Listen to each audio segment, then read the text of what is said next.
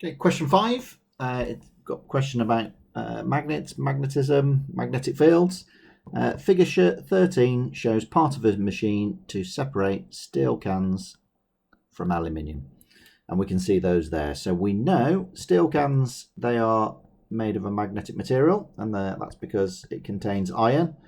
The other magnetic materials are cobalt and nickel. So, okay, we know you're going to be magnetic.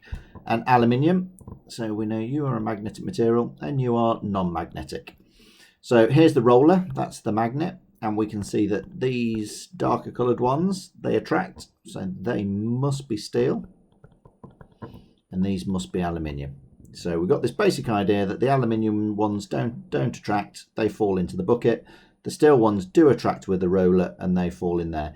And we're going to get a mark for explaining what is in each container.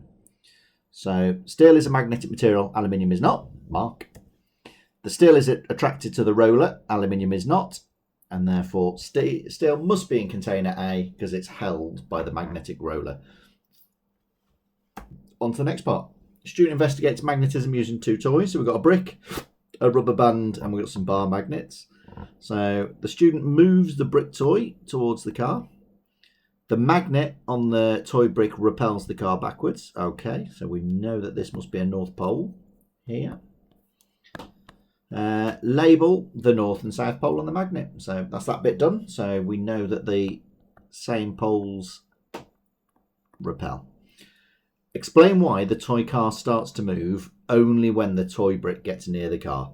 So this is the basic idea that if I put a north and a south, when we've got magnetic fields, we have magnetic field lines around it. So butterfly, butterfly, straight curve, curve, straight curve, curve, out to the north, nout, north to south, into the south. So that's that idea that we've looked at of sin and nout. The basic idea is, if you imagine this line over here, if I drew a box like that, you can see, well, I've only got one line there. So I've only got one magnetic field line. If I draw that same box here, there are three. So the crucial idea is this idea of the number of field lines in an area. So we're going to have one there and then three here. This has got a higher magnetic flux density, B in Tesla. The closer we get to the poles of this magnet, the more magnetic field lines there are, and therefore the stronger the force. And that's this magnetic flux density, the number of field lines in an area. So to answer that one, the closer the magnets, the stronger the force of repulsion, and the magnetic flux density decreases as distance increases, or you could say the reverse.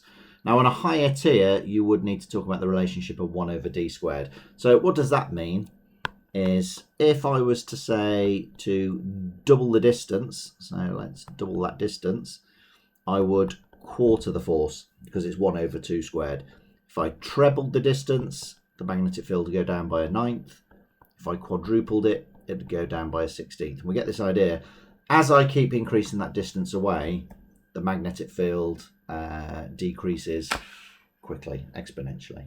Okay, so the student thinks that the two magnets on top of each other will produce a magnetic field that is stronger than the magnetic field from a simple magnet. So what we're doing now is we can imagine I've got my brick. I'm going to have a single magnet. I'm going to have a different brick. And for that one, I'm going to put two magnets on top of each other, north to south, north to south. Probably have to sellotape those to each other. The student has a meter ruler and more magnets. Describe how they could test this idea. So two magnets is going to be stronger than one magnet. So we've got our brick, and this is our dodgy diagram. We've got our car. I'll just use C for car with its magnet on. What can I do? Well, all I got to do is take the one with a single magnet, bring it, and just wait for the first moment that moves. And let's imagine it got here. I can now measure that distance.